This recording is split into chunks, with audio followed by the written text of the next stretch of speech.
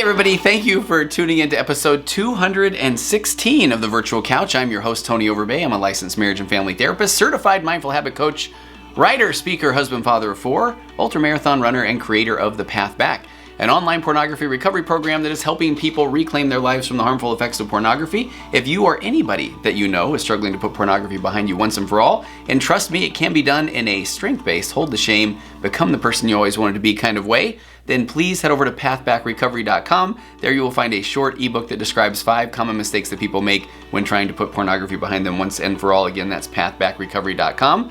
And please join me on Instagram at Virtual Couch, or you can also find me on Facebook at Tony Overbay, licensed marriage and family therapist. And at some point, there is going to be a new version of my website, and right on the front page now will be the free Parenting Positively, even in the not so positive of times. It's a free online parenting course that is based on the Nurtured Heart approach that you can go sign up for, take. It's less than an hour. I think it's broken down into 5 or 6 different modules, and it will help, hopefully it will help you be a better parent. And I really feel like that the principles of the Nurtured Heart approach work with everyday life. And if you're interacting with people at work, or I don't know, your spouse, anybody. So again, you'll find that at tonyoverbay.com. It's either going to be right there on the front page, or you can also find it at the courses tab. And again, that one's absolutely free. And I've been talking a lot about a magnetic marriage course that is coming up soon. So if you go to tonyoverbay.com and sign up to get the newsletter, then you will be one of the first to find out about this course that is coming. And I'm so excited about it, but I'm going to stop talking about it because there's going to be plenty to say about it coming up in the not too distant future. So I think that's all of the business. And I want to get to the continuing. This is side B, or part 2 of everything that I know. And I'm going to try to keep this thing nice and tight then. I'm going to try to keep it under a half an hour. I have the video that is going up to my Virtual Couch YouTube channel, so feel free to go subscribe there. That would be great. And as per usual, if you like the content that you hear, you can subscribe or share or rate or review and all those wonderful things that would make my day. So let's get to. Oh, I have to tell you. I've been asking for questions. You can send questions for an upcoming question and answer episode to contact@tonyoverbay.com. And I've got so many good questions. I can't wait to talk about, there's some really good questions about some of the hardest things that I've dealt with in my office, but then there's good things about marriage and parenting and all of the addictions, all that kind of stuff. So send those to contact@tonyoverbay.com. But one of the funniest things that I've received a few questions about is on one of the episodes, I'm not quite sure which one it was, but a spider literally crawled across my desk, and I kind of freaked out a little bit. And I've had a couple of people say, hey, any more spiders? And the funny part is I moved offices, a bigger office in my building, which I was grateful for. And at that moment, I was able to, my wife and I and one of my daughters, Mackie, who's actually been on a couple episodes of the Virtual Couch, were able to come in here and we painted, and everything started from scratch. It was clean. And I bought one of these things you plug in. It's this, ultrasonic high wave frequency, keep all the bugs out of your office device.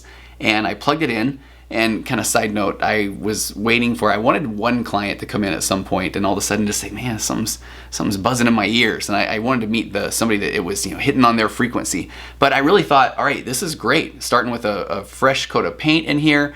There was nothing else in the office. We cleaned all the cobwebs out. So all the spiders should be gone. And I've got this thing that was reviewed very well on Amazon, and I plug it in.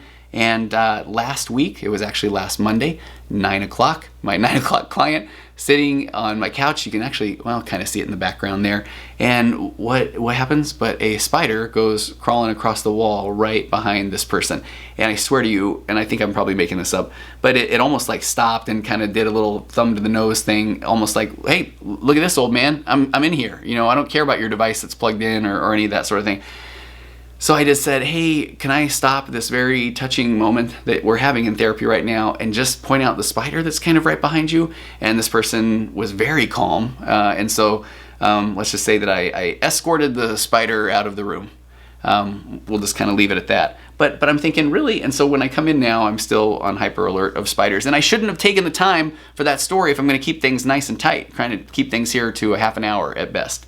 So today I want to get to more of these items of this list, this list that I wrote. I think manifesto is too strong of a word, but things that I know, and I've continued to add to this list. And one of the funnest things about this list is I've brought it up in therapy a few times, almost as somewhat of an assessment tool, and especially with clients that I've been working with, to kind of say, hey, here are some things that I think are important to know, and I would love your opinion. I would love you to poke holes in these. And it's not like I at the end of a session I go, aha, I was right with all of these things that I know, but I think that a lot of these things are just very nice therapeutic principles.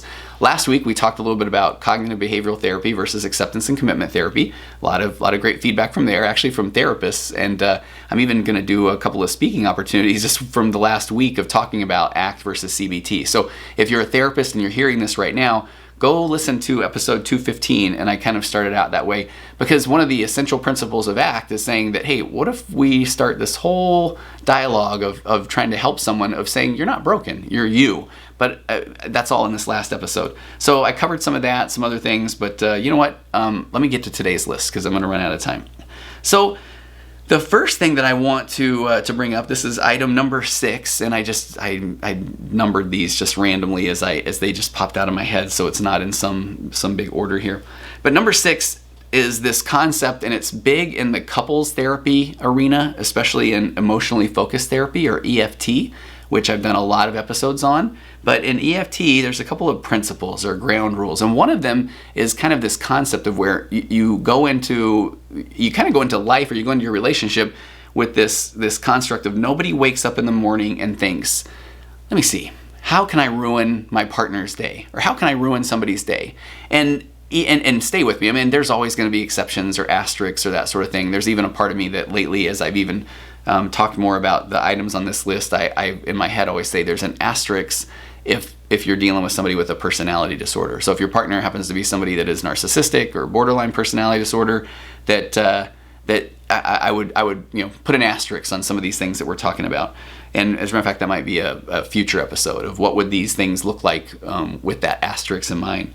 But nobody waking up in the morning and thinks, how can I ruin somebody's day? So if somebody is acting a certain way, and the best examples I see of this is if somebody is waking up and they feel withdrawn, that you as a spouse or you as a parent, if you see that person withdrawn, they didn't wake up that day and say, I know what I'll do. I'm going to withdraw just to spite or punish that person. Or you know what? If they did, if that is kind of even a subconscious thought, that is an opportunity to connect. It's an opportunity to express empathy for that person and say, hey, I'm noticing that you're kind of distant today. Tell me more about that. It's not the, oh, this again? Are we playing the you're not going to show up at breakfast game? Or are we playing the you're going to ignore me, the silent treatment? If somebody is giving the silent treatment, or if somebody is withdrawing or not engaged during a meal or whatever that looks like, then that's an opportunity for you to say, okay, I don't think that they woke up and said, I know what I'll do. I will withdraw and I will hurt my partner. So it's an opportunity to say, hey, I'm noticing that you seem a bit withdrawn. Is everything okay? Or tell me more about that. Or tell me what's going on right now. Or take me on your train of thought. And I just think that's a great way to operate from, because it does. It invites empathy. It invites you to say, even if somebody wakes up and they're angry, it's like, okay, I really don't believe people wake up and say, okay, here's the day. It's yelling time. But I feel like if they are doing that it's you get to say, hey, I'm noticing that you seem a little bit anxious today, or notice that you seem a little bit angry today.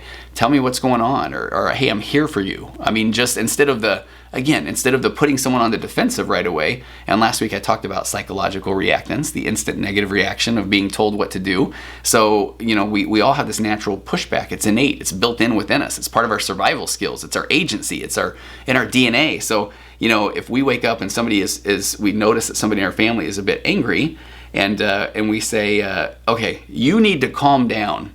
I mean, do you think that person goes, oh my gosh, thank you, I think I'll calm down now? No, they're like, really? Well, you need to calm down, and now we're off onto some very unproductive conversations. So this is an opportunity to have empathy for somebody. So we'll kind of leave that one at number 6.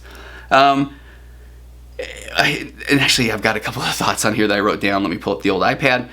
So if Sue Johnson, the founder of EFT, Emotionally Focused Therapy, in her book, Love Sense, and she's also the author of Hold Me Tight, but in Love Sense, she quoted another psychologist with a beautiful quote that talks about attachment, and it talks about why we do want to have this connection with our partner.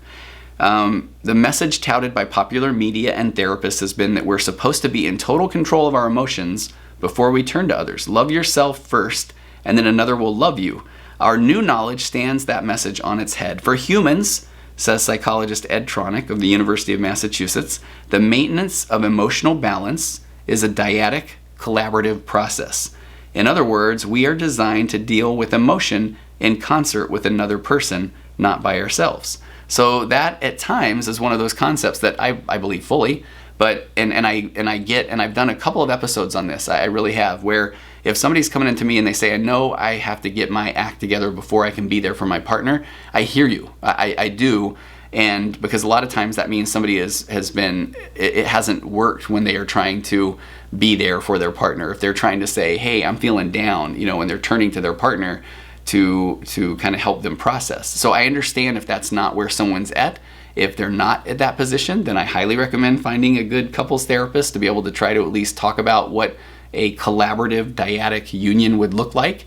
Because what Sue Johnson's saying is that we actually are these attachment-based creatures that were born little pink squishy babies that relied upon someone for our sustenance, for our life. We aren't rhinoceroses who can go off after 30 minutes or an hour and kill our own food and just go about our lives. So that continues moving forward.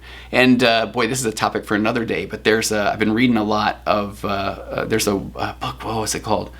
Human Magnet Syndrome, or it's a really good book, but it even talks about something I bring up in therapy a lot. There's a concept of codependency, which I completely understand, which is that concept of an enabler when you're talking about things like addiction. There's even a second definition that I've done a little bit of kind of talking about here in my local area, where if you are gathering your sense of self-worth based on the reactions of others, that's also a definition or a form of codependency. But oftentimes, I believe, and in this book, Human Magnet Syndrome, the author shares the similar view of we need to take a different look at what that concept of codependency means. I often see people in a therapy session, a couples therapy session, where somebody says, hey, I need some help, or could you do this for me? And where the spouse will say, I don't want to be too enmeshed, or I don't want to fall into some codependent pattern. And so oftentimes what that feels like for the spouse is, wait a minute, you're not there for me? You're not able to help me when I'm in need? So I love this concept in Sue Johnson's Love Sense, or that we are attachment-based creatures. So I want to tell a story, and I'll try to make this quick, but it's a tale of two couples. And I think that this might even best illustrate this concept of no one wakes up and thinks, how can I hurt my partner? And that we are designed to work in this collaborative dyadic union. If we're married, I mean, that's why we couple. I mean, that's one of the things. So, quick water break. Okay, tale of two couples. I did write this down. And these are both a collaboration of people that come into my office. So I don't want anyone to hear this that I happen to be seeing and think, oh my gosh, that's me. One of them is me, or the other one's me, or that sort of thing. So all the exact details have been changed. So two couples. Both had traumatic events to their marriage, and it could be anything. It could be infidelity, it could be betrayal, it could be exposure of some deep, dark secrets, it can be addictive behaviors, you name it. So, but for the sake of the story, two couples, they both have had something like this happen in their relationship. So both come into therapy to improve their marriages. One couple comes weekly, puts in the work, listens to podcasts, reads books, comes into therapy with questions, practices the skills they learn, what I like to say, quote, out in the wild, and then they bring back data, they go over it with the therapist, and they're working. It's their marriage. They're working hard on their marriage. And it's difficult, hard work, and there are ups and downs, and over the course of the year, they make incredible strides. They begin to look outside of themselves. They learn true empathy. They learn about this attachment theory. They learn about emotionally focused therapy. They learn that this dyadic union, what that looks like is they can go off throughout the day and have these ups and downs, these difficult experiences, but they know they've got this safe haven to come back to, and their partner is going to say, tell me about your day. What was that like? Tell me more. Their partner's not going to say, well, I would have done this, or, well, that was silly. Why didn't you do this? These fixing and judgment statements. So they now communicate like they never have before. They have become incredibly raw. They become vulnerable, and this is key. They still have difficult times. They have ups and downs. They get triggered. They have, they misread verbal or emotional cues or eye rolls or sighs or that sort of thing. And that might even happen daily, but they now have the tools and the confidence to communicate and be there for each other. I mean, their marriages, we're talking now kind of magnetic, next level kind of stuff. And so that's one couple. And so that one truly, when they wake up and they see that their partner is withdrawn or not doing well or is angry, then they know, oh my gosh, I know what to do with this. I will run to my partner and say, tell me more about that. I'm here for you. And their partners, even if they feel like, I don't want to talk about it, they know, okay, we've got this framework. I know this person's there for me. We've been through some difficult times. We know how to communicate. I'm going to seek first to understand before being understood, one of the concepts I talked about last week. And so they live happily ever after. I mean, I really believe that. So another couple, the second couple, and you can maybe guess where we're going to go here. They come in a time or two after I'm using one-handed air quotes because I'm holding my iPad with the other hand. But they come in a time or two, and the, quote, offender, we'll call the person, the one who's, whether it was their secret was exposed or they were the betrayer, they come in a few times and they say, okay, hey, I'm not doing the thing that I was doing before that got me in trouble. It's been a few weeks. I think we're good. I mean, I'm good. I think we're completely fine. So, and then that couple, and again, this is so often that this is a collaboration, an amalgamation of couples. So I do not want anyone to think, wait a minute, he's talking about me. But so this one, they will reach out from time to time. They will, hail, help, mayday, get us in, we're having problems. And sometimes I can't get them in for a week or 2 weeks or 3 weeks. I'm looking for these cancellations, and I used to do everything I could of, oh my gosh, this couple, they're in so much distress and I really want to help. And I mean, they came in a few times, and so, but by the time I get them in, sometimes they're saying, no, we're good. We worked that one through. Or they come in, and this is what typically happens is the therapist gets them in, and the betrayed is angry. They just want to just yell and scream, and they want the therapist to validate them and to back them up, and then even the betrayer gives a lot of, well, yeah, but, and those yeah buts are things like, well, yeah, but I mean, you could have been nicer, or, well, yeah, but you didn't say anything about that either. I mean, you didn't let me know about that, or how was I supposed to? And there's a lot of that kind of defensive. It's not a oh my gosh, my partner's distressed. The person that I maybe betrayed is distressed, but I'm here for them. Tell me more about that. There's not that. And so then the betrayer eventually says, okay, I know I'm the one who offended, and I will go back to doing everything for the betrayed, and I'll stuff all of my emotions, and I will slowly start to maybe even return to some familiar patterns of old, because that's the pattern the brain knows. It doesn't know this secure attachment of a relationship. And so they'll stuff their emotions, and then hopefully they will be longer before we have another blow up. And then that couple will then see that, okay, well, now it's been 2 months since we really blew up at each other, or maybe even 3 months. And they say, so see, things are getting better, but they have no idea how to communicate more effectively or communicate properly. And they don't see their partner wake up and be upset or be withdrawn and say, I know what to do with that. They have this mindset of, oh gosh, here we go again. I'm going to ignore this, hope it goes away. So I know that's not part of the, well, it is. I mean, the part of the things that I know. But so I believe when we have that, if that doesn't jive, that, okay, they didn't wake up and think, how can I hurt my partner? Then I really would encourage you to seek some counseling, some emotionally focused therapy. Go back and just Google my name and EFT or podcast or whatever, and there's a lot of episodes there that you can just start to learn the basics of EFT, or get the book Hold Me Tight by Sue Johnson, or the book Love Sense by Sue Johnson. And I think that tale of two couples is real. It is so real that I can't even explain that. And because out of there, obviously, who do you think is thriving? Who is healing? And I was going to talk about this, and I'll make it really brief. But I get a lot of referrals. I'm very grateful for that. A nice busy practice. So much of it is about the podcast, or I don't know. I used to write a newspaper column in the area, or speak a lot locally. So I get a lot of referrals. And I mean, I think in the past weekend, I was kind of going through this morning, trying to get caught up on email, and there's maybe, I don't know, a dozen or so.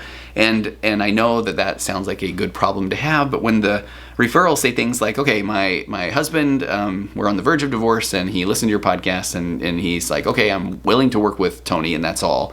And you can't fit somebody in. Again, it's not a good problem to have. Or, you know, something that's going on with a teenager, or there's things where you just want to help. But I bring this up because within these referrals, they're so often, and so many of these sessions that I'm in, they're basically someone who wants to come in and then convince me that either I'm wrong, or convince me that their partner's wrong, or convince me to tell their teenager to knock off whatever it is that they're doing.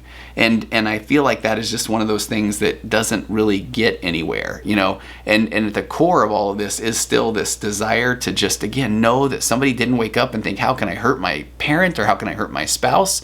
And so we need to go into that thing with more empathy, that whole conversation with more empathy.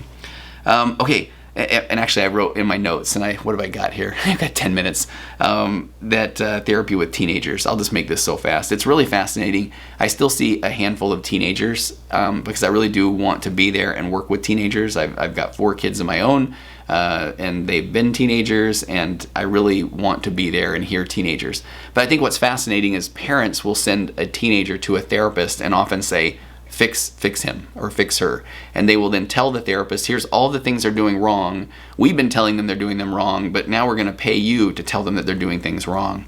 And I'm sure you can see where I'm going here. That doesn't quite work. You know, the job of the therapist with the teenager is to be a safe place where the teenager can feel heard, maybe understood, and then the therapist can kind of explore, okay, tell me what your goals are. Tell me what your particular values are. Tell me what your struggles are. And then hopefully help communicate that to the parent so that there can be this open communication. But I digress. So the next thing that I know is number 7. To be heard is to be healed, or to be healed is to be heard. And I feel like I'll make that one pretty quick, and it's a lot of what I just talked about for the last 10 or 15 minutes. But we all want to be heard. We want to know that somebody cares about us, which actually jumps right into number 8. I put on here, and maybe I can go through and combine some of these in the not too distant future. But we all know that we want to know that we matter to somebody. And maybe if I go back to EFT, the core principles there are, I want to know that somebody cares about me, that they have my back, that they love me, and that I can turn to them, and that I matter to them. And so we all have this desire to be cared about. And I think a lot of times, one of the big epiphanies I had early on as a therapist, talking with my own kids, was how, you know, if you kind of step back at times, I want to say, hey champ, tell me what's going on in your life. I want to know what's important to them. I want to know about the music they like. I want to know about the movies they watch. I want to know about the Netflix shows they're streaming. I want to know about the YouTubers that they follow. But I feel like too often as parents, we say, hey, I'm going to tell them about my experience. I'm going to take every situation and make it into this life lesson. And then we create this interesting pattern with our kids where, you know, we are kind of talking to them or talking at them when at their core, they want to be heard. And so I just say so often, our job as parents, I believe, is to say, tell me more about that. You know, tell me what's going on for you. And then to turn off the fixing and judgment. If they say, I'm watching this particular YouTuber, and we look, and that YouTuber, they look bad, or it looks like a bad influence, it doesn't help us to say, I don't want you watching that anymore. You know, because here they just opened up and turned to us, and then we said, that is bad. Do not do that. So not the most productive of conversations to have. So because we all want to know that we matter, and then again, we want to be heard. To be heard is to be healed. So that's 7 and 8, a nice combo pack. Number 9 is one that I feel very passionate about. I say it often, and one of the most flattering things is I've seen this quoted a time or two, but it's that nobody likes to be should on. You know, you should do this, you should do that, including our own brains. And what I mean by that is if you really look at thought suppression, if you look at, and I hear this daily. I mean, yesterday, because I knew I was going to be doing this episode of the podcast, I was hyper aware of how many times people during the day should on themselves. I know I should do this, or my parent says you should do this, or even I had a couple people, you know what you should do? You should do this. And there's a couple of things that happen. Number one, we don't want to be should on because we don't feel heard. But the bigger piece to that, and I talked about this last week and I talked about it earlier today, is psychological reactance, instant negative reaction of being told what to do. So think of your own brain with regard to thought suppression. When you tell yourself, don't think of the pink elephant with wings, just added those there. What are you thinking of right now? You're thinking of a pink elephant with wings, and for some reason mine is wearing a tutu, pink tutu as well. But if you're telling your brain don't, that is the ultimate example of no one wants to be should on. Our own brain is like, I will do whatever I want, old man, and it does. And as a matter of fact, I'm back on my, what is that, bookshelf behind me. I do have, oh no, they're actually right here. Clay polymer brains. Oh, this is right here, it's ready. All right, this is a whole reason to go watch this on YouTube. A wonderful friend created this. I'm holding it up right now. It is a clay polymer brain, and it is holding up a sign that says this. And as a matter of fact, the sign glows in the dark. It's pretty amazing. But what this is about is when I've done some episodes on thought suppression, the concept is that we will tell our brains, don't think of this. And I say, our brain not only thinks about it, but it says, what, this? And it holds up a sign of what you're telling it not to think about. One of the fun things I love, and I've got an episode two and a half years ago on, it's called Inappropriate Thought Syndrome. And that is the concept of where everybody has these interesting, crazy, inappropriate, violent, or any of these kind of thoughts. We all have them. We're going to pull our car into another lane. Or I always say that mine is when we used to stay at Embassy Suites hotels. I would look down from the courtyard and get jelly legs and think I could totally jump. But so we all have these thoughts, and these kind of inappropriate or crazy thoughts. Number two on that, just because we have those thoughts doesn't mean we're going to do it. I have jumped from that balcony exactly 0 times. But number three is that thought suppression doesn't work. So telling yourself, don't think that, only allows your brain to go, what, this? So even your own brain doesn't like to be should on. And I want you to be aware of this. I got a nice text from my daughter's boyfriend yesterday that, reading this thing where he was talking about a couple of things. One where, he was listening to an episode that was talking about how we say, man, I know exactly what you're going through. And he was talking about, okay, I get it now. Maybe we don't know exactly what somebody else is going through, but that's what we just say often. And I feel like another one is, what you should do? You should do this.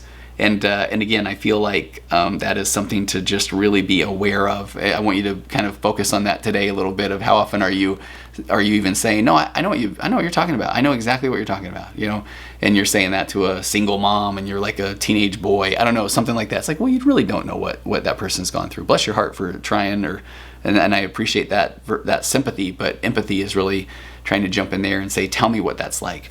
But the other one is saying, what you should do, because think about when people should on you. Is your natural reaction I think I will do that? Or is your natural reaction typically, well, no, I've tried that already. Or, well, no, you don't even understand. I have people doing that often. Even today when I say, I've got all these referrals.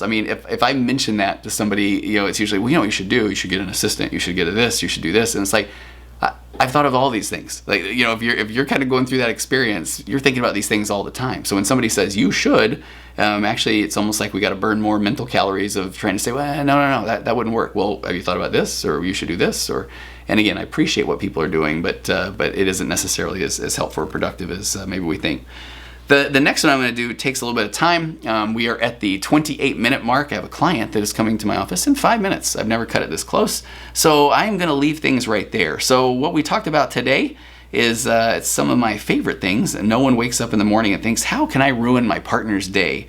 And if they're acting a certain way, it's because maybe they aren't sure what else to do or say for them to be heard or understood. So this is an opportunity to connect with somebody, to have empathy. The next thing that we covered and I did the tale of two couples. And so we talked about the next one, to be heard is to be healed, or to be healed is to be heard, whichever one works best for you. And number 8, we all know that we matter to somebody. And then the last one we covered today is nobody likes to be should on, even your own brain.